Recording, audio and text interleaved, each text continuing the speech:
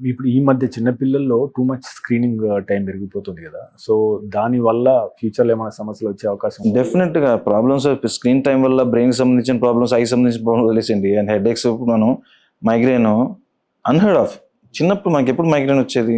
ఇప్పుడు చిన్న పిల్లలు మైగ్రేన్ చూస్తున్నారు. ఎందుకు? వాళ్ళు పుట్టినప్పటి నుంచి మొబైల్‌తో పుడుతున్నారు వాళ్ళు. ఫస్ట్ మొబైల్ పుట్టి తర్వాత వీళ్ళు పుడుతున్నారు. So, they are exposed to mobile even from the వూమ్‌లో ఉన్నప్పుడే. So, they are exposed to mobile.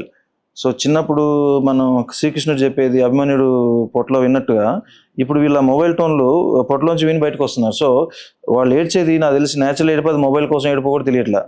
So, అట్లా అయిపోయింది. So, definitely it has implications. అది బ్రెయిన్‌కి ఎట్లా డ్యామేజ్ అవుతుంది ఏందనేది అది వదిలేసేయండి. స్పైన్ హెల్త్ కూడా ఇప్పుడు ఏంటంటే వీళ్ళు ఇట్లే కూర్చొని చూస్తూ ఉంటారు. ఆ సిస్టమ్ ముందు కూర్చొని చూస్తూ ఉంటారు. సో, దీనివల్ల ఏంటంటే చిన్నప్పటి నుంచే అబ్నార్మల్ పోస్చర్స్ రావడము, abnormal bone health, abnormal muscle health ఇవన్నీ కూడా ఏంటంటే లాంగ్ రన్‌లో we are not making good generation, powerful generation అనేది మనం చేయట్లేదు. I beg or whatever I beg parents to promote them to go out. బయటికి వెళ్ళాలంటే తోయండి వాళ్ళని.